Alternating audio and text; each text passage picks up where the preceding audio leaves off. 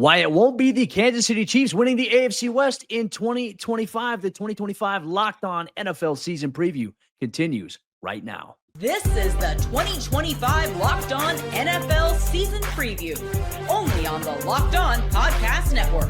Your team every day. Welcome back to the 2025 Locked On NFL season previews. This episode will focus on the AFC West. Today's episode is brought to you by FanDuel. Football season is around the corner. Visit the FanDuel app today and start planning your future's bets now. I'm Cody Rourke, host of Locked On Broncos, and I'll be your host for this division preview show. Joining me are my wonderful colleagues, not only from the Locked On Podcast Network, but the Locked On AFC West. We've been holding it down for 7+ years, all of us together here. Let's go through your boy Q, host of Locked On Raiders, Ryan Tracy, host of Locked On Chiefs, and Daniel Wade, host of Locked On Chargers. Very excited to break down this division here. We're going to take a look at the contenders, which teams will present the biggest challenge in the division to dethrone Kansas City, the most improved squads this offseason, the best players across these four teams, and we're also going to give our division finish predictions here on today's show. So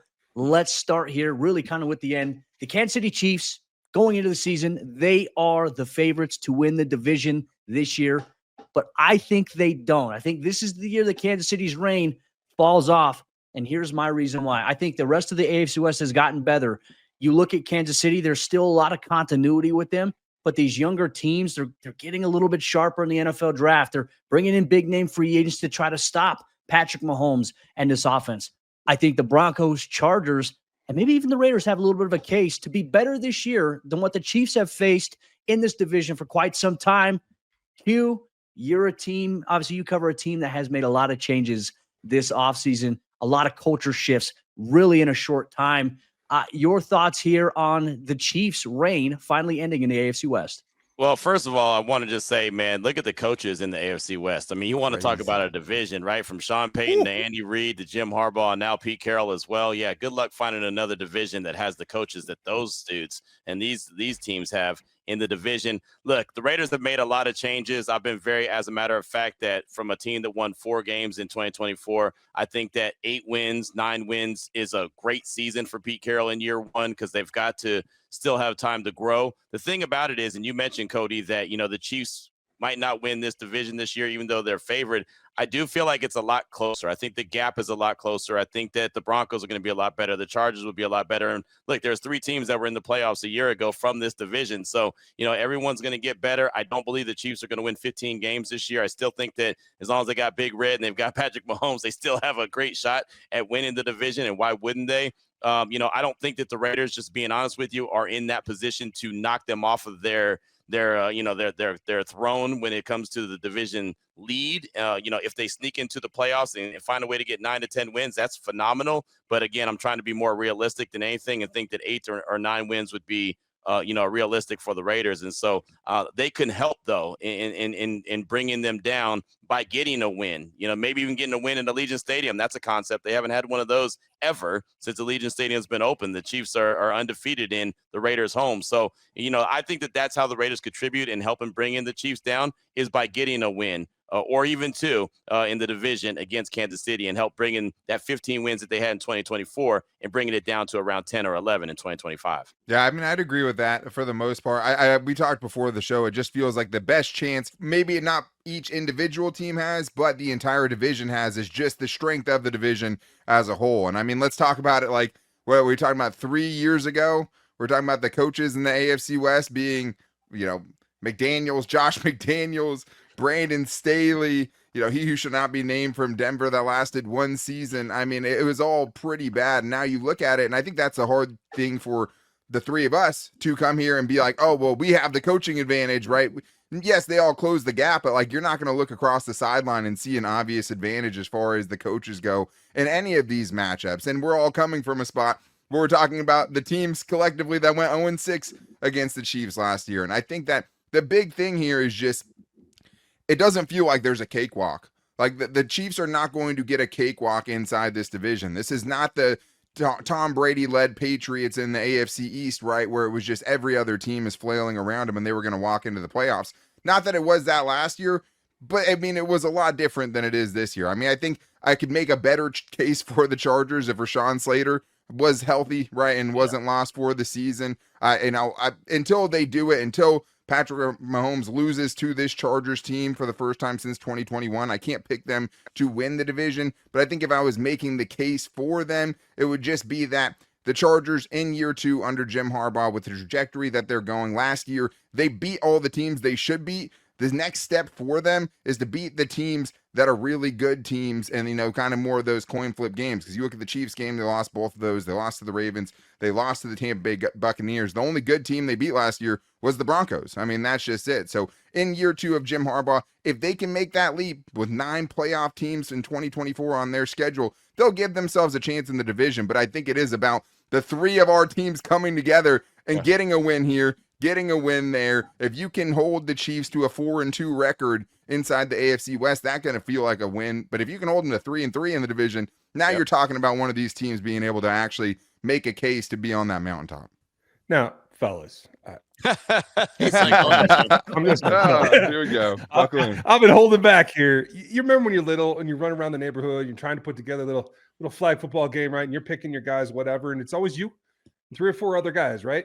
That's great. But just because those 3 guys got better don't mean the big dog is still the big dog. So until you prove it, you got to take it. You know what I mean? Sure. That's kind of how I feel. The team's in a shift right now. Mahomes has been down. He has been able to be as vertical as he wanted to. The whole offense is kind of, for an Andy Reid system, been sputtering a little bit, right? So they went back to basics. They worked on the trenches in this offseason. Had a plan that I think does set them back on the right track. But you guys are all absolutely right. Y'all gained ground. I'm just not ready to concede that y'all overtook the champs yet. I think it'll be close. And I think 4 is a good goal for anybody who wins this division to reach in order to take it. But, man, I think we're all going to come out of it with black eyes, beat up bones, and the whole 9 yards, and going back to the playground going, what just happened? I think it's good for all of us, though, and all 4 of these teams are going to be better at postseason this year than they were last year and going into the 2026 season. Well, we see it as well. You can use certain losses as motivation. I think for Kansas City to get beat as bad as they did by Philadelphia in the Super Bowl, that leaves a bad taste in your mouth. I've covered the Denver Broncos. They were Super Bowl 48 against the Seattle Seahawks. It was a drubbing there, but it motivated them, and it took them 2 years to get back to it where they won it in Peyton Manning's last hurrah. Patrick Mahomes is not on his last hurrah, but I think that the pieces around Patrick are going to be very important here. I just think from our perspective, from the outside looking in at Kansas City, Patrick did a lot last year with, I would say, not a lot of great talent around him. Travis Kelce, not the impact player that he was, but still was valuable to what Patrick and that offense wanted to do. To me, I just think right now, the time is now. And I know for the last handful of years, we've been sitting here doing these shows and saying, this is the year. I feel like it could be coming. I strongly do. Being around the Broncos this year, there's just this new sense of energy, and so much is going to be contingent upon health. We'll obviously talk about the key additions that these teams have made, whether it be in free agency, the NFL draft, culture changes. All of this stuff is going to matter. And right now, as everybody is healthy going into the season, for the most part, it makes for an interesting conversation. So if you are a Chargers, Broncos, Chiefs, or Raiders fans, make sure you chime in on how you think the division is going to go this year. Do you think that Kansas City will obviously retain the division lead that they've had for a long time, since 2015, before Peyton Manning stepped out and retired? Or do you think that one of these new teams is going to kick down the door of the season? Make sure you let us know here on the Locked On Podcast Network. But we're just getting started. Coming up, the best players in the AFC West were ranked in the Locked On Top 100, but there were some notable omissions, mistakes, standouts. It's the 2025 Locked On NFL season preview of the AFC West. This episode is brought to you by our friends over there at Prize Picks, the daily fantasy platform that lets you turn your football predictions into real rewards. Preseason is already heating up, and college football is not far behind. Whether you've got your eye on big-name quarterbacks or even breakout running backs this season, Prize Picks makes it easy to get in on the game. Plus, they offer weekly flyer options already for Week 1, where Dak Prescott's max discount for kickoff against the Eagles is more than 0.5 passing yards. Take advantage of that inside of the Prize Picks app today. Download the Prize Picks app today and use code LOCKEDON NFL. To get $50 in lineups after you play your first $5 lineup, that's code Locked On NFL for $50 in lineups after your first $5 play. Prize Picks, run your game.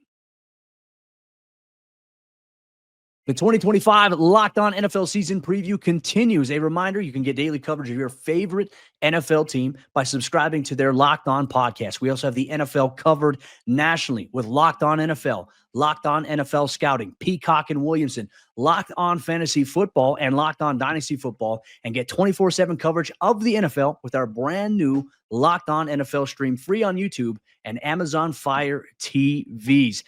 The NFL Top 100 that we put out here this offseason, part of the Locked On Podcast Network, showcased some of the best players inside the AFC West. There were a handful of players represented. Obviously, Patrick Mahomes coming in at number 2 overall. Patrick Surtain, Broncos cornerback, the NFL Defensive Player of the Year, came in at 9th. Max Crosby for the Las Vegas Raiders, the Boogeyman, came in at 15th overall. And then Justin Herbert was the highest representation for the Los Angeles Chargers, coming in at 39th overall here. I feel like the AFC West overall in general, fellas, I feel like represented the top 100 players relatively well. And this wasn't just voted on by us, by other colleagues. Which one stands out to you the most in terms of representation that's not the big name players that we just discussed? Man, that's a good question. I think, you got McDuffie. He's a heck of a player at the cornerback position, but I don't think that he's a big household name outside of the AFC West. I mean, I don't think that he's one of those guys. Like Crosby's easy, right? That's an easy name. Brock Bowers, easy name. Pat Mahomes is an easy name. Pat Surtain, easy name. Chris Jones, right? I think when you look at like a McDuffie, even Khalil Mack at his age, as long as he's been in the league, I mean, at 70, it's coming in at number 72. I think that's a tip of the cap to him. He's a hell of a player. But I think that a lot of people will look and be like, oh, yeah, Khalil Mack's a little bit older. So there's a couple players on there that stand out that, I guess it's extra love to get them on there, and just kind of like, hey, man, that's pretty cool that's so many players are represented from the AFC West. I'll tell you what, man, for a team that only won 4 games last season to have Max and Brock Bowers as high as they are, and I know that they're phenomenal players, I think that's a tip of the cap to them as well. And Max didn't even finish the whole season. He only played 12 games before he got shut down. So I think that's a heck of a representation right there. I'd even argue that Max is too low. I had him in the top 10. I'll tell you that. I think that is an underestimation of what he really brings to the field on a game-to-game basis. And I'd argue that Pat Surtain is a little underrated as well. Not as dramatically, in my opinion, but I would say that that's absolutely true. I got a soft spot for Herbert, so I had him higher than that when I did the voting. But I think that there's something to be earned there. And overall, I think as a division, I don't think there's enough respect out there for this group. I would agree with that. And I mean, let's shout out Quinn Miners, right? I know this is someone that Cody was pounding the table for in the Locked On NFL group, just like, hey, let's get some representation out here for not just offensive linemen, but also the interior of the offensive line. And I think maybe I'm talking about Quinn Miners specifically because of the Chargers' interior offensive line situation. I'm staring longingly like, hey, I mean, I'll give Quinn Miners a top 20, in the NFL if he wants to come to Los Angeles with all the woes they've had in their interior. But I think we did a better job than maybe you see other places just as far as representing the offensive lineman. Rashawn Slater will, makes this list. Joe Alt will be on this list next year, but us giving some representation to the offensive line and the interior of the offensive line, I have an appreciation for. And for Justin Herbert, you end your season with 4 picks in the playoff game. This is kind of the part of the ramifications for that, right? With him, it's going to be winning the playoffs. And if you're not, you're just going to be kept out of that kind of elite group, even if you have all the intangibles, even if you have all the physical ability. And I think the tough thing for him specifically is that's not something you can prove right now. That's not something you can prove week 1 in Brazil against the Chiefs. That's not something you can prove on Monday Night Football in week 2 against the Raiders. You can't prove it for the entire season. You have to be able to get there and then actually win the games once you're there. And to be honest, once that happens, the goalpost will move, just like it has for Lamar Jackson, and just like it has for Josh Allen. And it'll be, okay, can you take down the Chiefs in the playoffs? But I don't have as much of a problem with that Justin Herbert ranking. I think he's a better player than that. But until you prove those things, that is kind of where you're going to be thought out around the league. Real quick, that's always been my thing with Justin Herbert, because I know how talented he is. I think we all know how talented he is. But you guys see him a lot too, more than other people. He hasn't got it done, right? He hasn't got it done, and he's getting paid elite money, but he hasn't got it done. Like you said, the 4 picks in the playoffs, up 27-0. Not that was on him, but still, a loss is a loss in the playoffs. And so I keep saying, like, when is he going to take that next step? And as you know, he's with Jim Harbaugh, who's a run-first head coach. And so it's like, okay, is he going to be able to show off all that talent? So I've always kind of questioned, like, when is he going to do it? And people think I'm hating on him, which I'm not. I'm just waiting. So it's kind of refreshing, Daniel, to hear you say that we just want to see him take that next step. And it doesn't matter. I felt what like they didn't have does. enough around him. I mean, Ladd McConkey had a terrific year, and we're going to get into a portion here in a second. We're going to get to him right now. I felt like it was ridiculous that all he had to throw to was really Ladd McConkey. And yes, J.K. Dobbins was very valuable. Now he's in Denver. J.K. was valuable before he got hurt. And then you saw that obvious impact in the run game without him. But, I mean, Quentin Johnston, we've been talking about him trying to take a leap for the last couple of years here. And, obviously, got hurt in the preseason. We hope he's going to be ready to rock and roll for the regular season. But, for Herbert, people are dogging on him. But it's like, who was his tight end? Who were his other receivers? You had Joshua Palmer, who could be a big play guy from time to time. But my goodness, like the hate on Justin Herbert is so weird to me. I don't like it. I'm an Oregon Ducks guy though too, but I got a soft spot for Herbert. I don't know if it's really hate. Got a lot of unnecessary flack. I don't know if it's really hate, only because he's getting paid elite money, and we all know once you get paid elite money, you're supposed to get elite product. And Trevor Lawrence, a lot of guys get paid elite money, right? That don't necessarily get held to that standard. But at the same time, we've been dogging Trevor Lawrence. Sure, they're all getting it. Yeah, this guy was number 1 overall pick. Tua, another guy, had to fight for his money, right? Lamar, even though he's a multiple-time MVP, he still gets a lot of flack his way. Josh Allen, same thing. So I just think that once you get into that category, you have to show up and improve it. Ryan Tracy, I got a question for you here. Obviously, Travis Kelce came in at 85th. I think everyone has kind of fallen in love with Travis Kelce. He's become a hero after kind of being really a villain, I think, for the early part of his career. I know I used to dislike him. I love Travis. I think he's a fantastic player. Do you feel like his play last season warrants him being a top 100 player right now? Like, where do you stand on this? And then I feel like we should get into some omissions because there's several names that should be here in this top 100 list that I think, didn't make it that should have been. Yeah, I would say that Travis is a little bit underrated in this myself. I do think he's easily a top 100 because in any single game, even last season, if you had to go to him, you could do that and move the offense. Now, let's not pretend that he's at his peak from 4 seasons ago. And we'll see what this offseason has brought. And as much media has been placed on it, he's been training more. He's in better shape. He's clearly more focused. And I hope that that's a return. I would think that if he gets back to a modicum at 36 years old, which he will turn soon, maybe he's a top 50 player in the league. Right now, I think 80, 85, I'm going to take it. He's got his fade back. That's all I'm happy about. He doesn't have the boy band look anymore. He's got the old fade. So, hey, as long as he got a fade, he's good with me. Well, let's get into some omissions here from our top 100 here from Locked On this offseason. And look, obviously, we're excited about it. I voted. I know all of you voted, and hopefully everybody else gets more votes in next season. For the Broncos side, I feel like Zach Allen being left off the top 100, I feel like is a little bit of a travesty when you talk about quarterback pressures that he had. He had over 40 plus. He had unbelievable amount of quarterback hits, 8.5 sacks last year, just got paid a big time contract extension.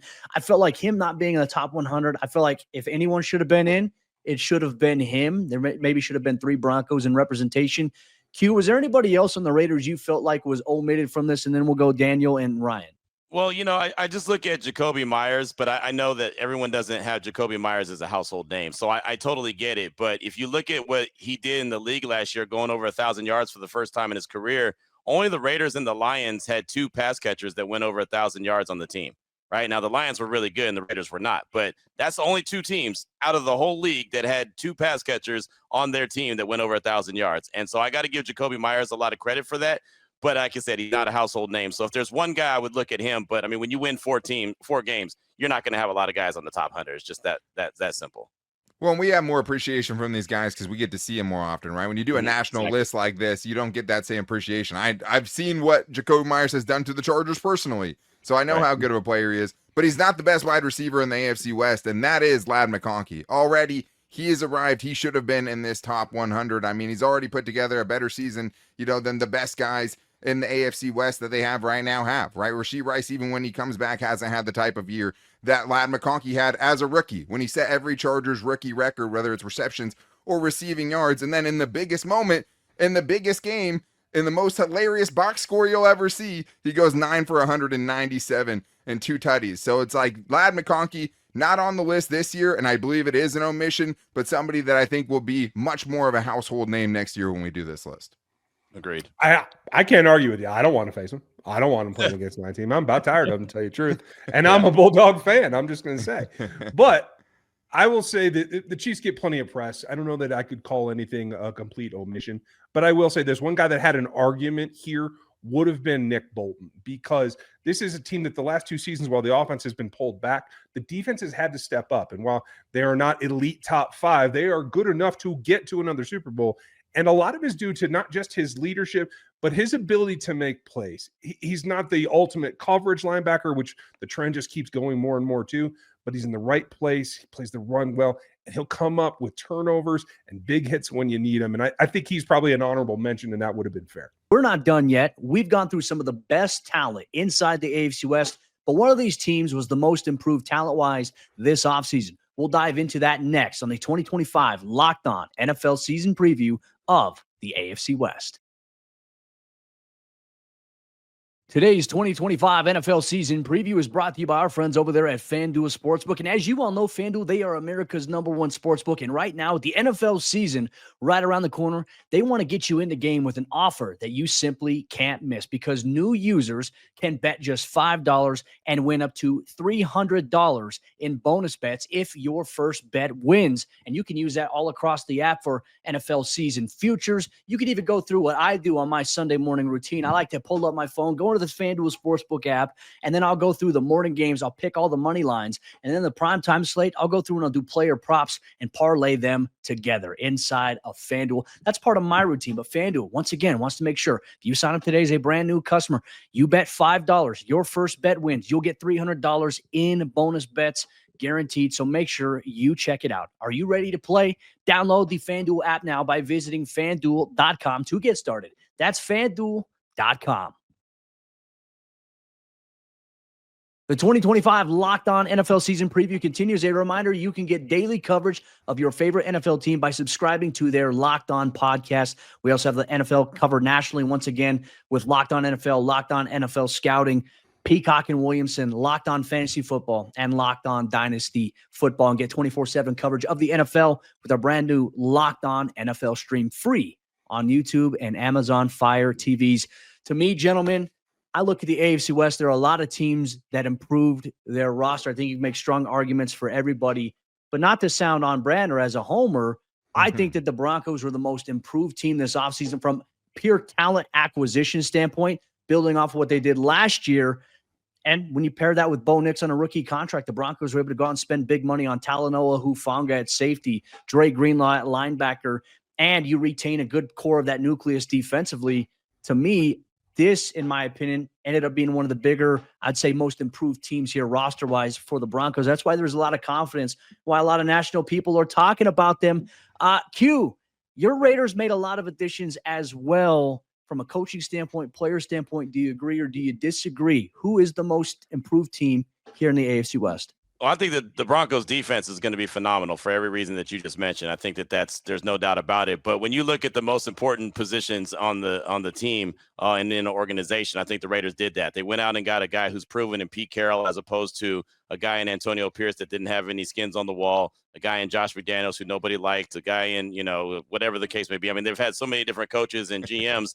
Now they've got guys that are proven in that situation. So you go out and get Pete Carroll, and you also get a quarterback that I think is underrated in Geno Smith, who did really good as far as throwing the rock a season ago in Seattle. You go out and make those two moves where you don't have to go into the draft and draft your quarterback in a draft that wasn't that sexy when it came to the quarterback position. I think you bought yourself some time. And then, of course, you go out and you draft Ashton Genty, number 6 overall, because Pete Carroll wants to run the rock. And, oh, by the way, another coaching addition that I think is a big deal that's not being talked about is also the addition of Chip Kelly. And he obviously wasn't a great head coach, but he's a phenomenal play caller. And the Raiders have not had a very good play caller, and I don't know, forever. So excited about what they're going to be able to do. I think just from that point of view, they're the most improved. Problem is that they play in the AFC West and they won 4 games a season ago. So I think that this team is going to be very improved. It's still going to be tough to crack the Chargers, the Broncos, and the Chiefs, just because, again, it's an uphill battle, and all these teams are going to fight to get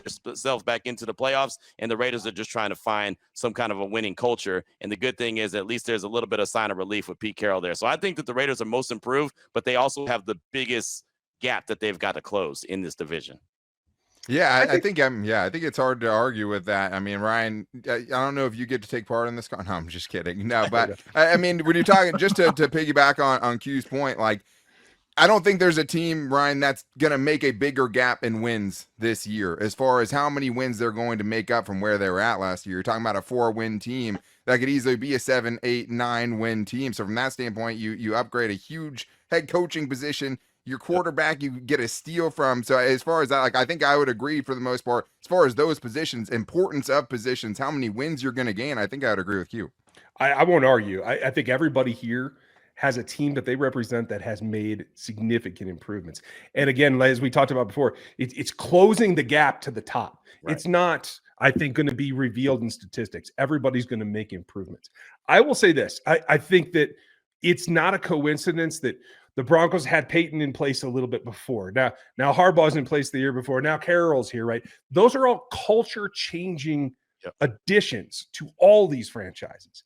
And Chiefs aren't going to be most improved. When you're playing in Super Bowls, you don't have that opportunity. Right. But I think it's kudos to everybody who's making that. And I also want to point out that it's also a concerted effort. And I think there's a conspiracy between all 3 of those head coaches, because everybody went out, whether it was, second rounder up here, first rounder, to run the ball at the Kansas City Chiefs because you don't want Pat Mahomes to hold the ball.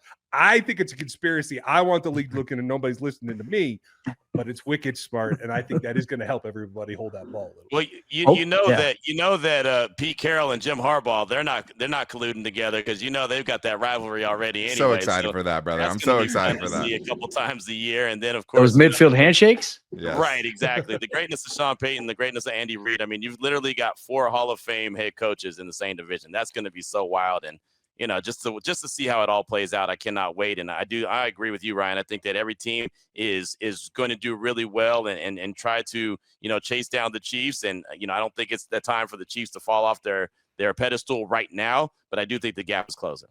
Well, and that's the thing about the Raiders too, because they could be the most improved team and still finish 4th in the division potentially. Nice. Like that's just a fact of the matter, right? And but my favorite Pete Carroll, Jim Harbaugh note is that after running up the score on at Stanford, one of the games, he went for 2 late when they were up like 30 points or something like that, and he was asked why he went for 2 by the reporters after the game, and he said, because I couldn't go for 3. So that was a very, very exciting matchup in the AFC West. If I had to make, I think the Chargers might have the most improved supporting cast, and we'll see how that plays itself out, because they spent 4 of their top 6 picks on offensive skill position players. You talked about it, Cody. What did they have besides Ladd McConkey? You spend a 2nd-round pick on Trey Harris. You take a running back in the 1st round, Marion Hampton. And even without Rashawn Slater, you're talking about, a legit RB1 with physicality that fits the Jim Harbaugh system they have now. 2 receivers who've been balling out so far, and they're rookies, so you'll see what happens. But they're all in on improving that offensive cast around him. The problem is they didn't do enough on their interior of the offensive line, I think, to give them a good argument to be the most improved team in this conversation. There's a level of psychopathy, I think, that all 4 of these head coaches have in terms of their process. I mean, Andy Reid, the every little detail, I mean, you see it amplified. I think there's a lot of respect amongst all these head coaches amongst one another in this division, though Sean Payton has often told us, thank you to Pete Carroll for making me the youngest coach in our division, which is obviously a fun little thing to follow there. Let's do something here. I mean, let's do a little bit of rapid fire here. From your squad, exactly, name the most underrated addition this offseason. I'm going to start here for the Broncos side of things. I think the most underrated addition is going to be wide receiver Pat Bryant, who they took in the 3rd round here. He has really become a bit of a surprise here in terms of his acceleration. And Pat Bryant is going to be one of those players who I have said he's going to do for the Broncos what Sean Payton wanted Jerry Jeudy to do for the Broncos. He fits the mold for everything. I'd say Pat Bryant for Denver is the most underrated addition here in the Mile High City. Q, who's the most underrated addition here this offseason or change for this Raiders team? I'm going to go with their offensive coordinator, man. I mentioned him already, Chip Kelly. This guy is very innovative when it comes to play calling. This guy's creative. He wants to run the rock, and he can do a lot of things off of running the rock. And when you have a guy like Ashton Genty and you have Brock Bowers, that gives you a really good, starting point. And then Geno Smith is a very accurate quarterback. So I just think that the Raiders having a competent offensive play caller is not Luke Getsy. It's not Bo Hardigree. It's not, Scott Turner. It's not, you name it. It's a guy that's got skins on the wall for being able to be a play caller. I think Chip Kelly is the most underrated addition. Just we're not talking about him enough. In the rookie class for the Kansas City Chiefs, it's easy to get blurred, especially with the value pick that Josh Simmons appears to be right now. Even we are shocked at how fast he's been able to climb there. But this is a defense that has to reconnect with Chris Jones and rebuild around him and George Karlaftis, who just signed an extension. And the guy that stands out there is going to be a bit of a change-up for what Steve Spagnuolo generally likes to do. Ashton Gillotte was taken almost as a surprise in the second round. And I think he is a guy that as the season wears on and we get to those late AFC West games, he's somebody that's going to make a difference. And it feels like they always have one of those guys out of nowhere that can come in and play key snaps for them, whether it's Mike Dana or whoever, right? But I would say if we're going rookies, I would put my spotlight on Oronde Gadsden the second. I mean, Justin Herbert has never had a really elite receiving tight end, and just as far as the ability, Oronde Gadsden has it. I mean, he doesn't necessarily fit the heavy blocking schemes that Greg Roman likes, but I think what he's shown in camp so far is he's just too explosive and has too much, receiving ability as a former receiver to keep him off the field. So if he can have kind of the best receiving tight end since Hunter Henry on this team, that would be something if that 5th round pick can kind of come through and have an impact for this team right away. Well, you heard it from the AFC West experts on the biggest stories here on the Locked On Podcast Network. We'll go rapid fire here, folks. It's simple. We just name how we think the division is going to finish 1 through 4. That's it. We'll leave it at that. We'll let everybody else discuss and debate it here. I'll start things off. This is the Broncos retake the AFC West. It goes Broncos, Chiefs, Chargers, and Raiders. It's going to be a competitive division. I'll go Chiefs, Broncos, Chargers, and Raiders are going to be fighting it out, but I think that the Raiders will only get to 8 or 9 wins, and so I think they'll put them in 4th. I have to agree. I have it Chiefs, Broncos, Chargers, Raiders, but maybe only a 2-game gap there. Yeah, I'm going to disagree. I mean, I love Cody, going for it and calling your shot there, but I don't even think the Broncos are second in this division this year. I'm going Chiefs, Chargers, Broncos, Raiders. I mean, I think a lot of it's if you're depending gonna on. get Froggy, you might as well put the Raiders in there. Why don't you go on and get Froggy? You know what? The Broncos are going to finish last inside the AFC West. The hype is for nothing. The sophomore slump is coming for Bo Nix, and the Chargers will stay in second place, not ready to overtake the Chiefs. But I think the hype on the Broncos has gone too far. And I think the Chargers will be where they were last year, going 2-0 against the Broncos and ending up second in the AFC West. We'll see you in week 3 there, Daniel, and the Chargers land. But, folks, thank you so much. Obviously, I'm Cody Rourke, host of Locked On Broncos. It was great to be joined by your boy Q of Locked On Raiders, Ryan Tracy of Locked On Chiefs, and Daniel Wade of Locked On Chargers. Make sure you go check out these podcasts. If you're a fan of these teams, make sure you subscribe so you never miss out on daily coverage and content of your favorite team. Thank you so much for listening to the 2025 Locked On NFL season preview with the AFC West. If you want to hear how the other divisions will play out this year, subscribe to Locked On NFL wherever you get your podcast for the Locked On Podcast Network, your team every day.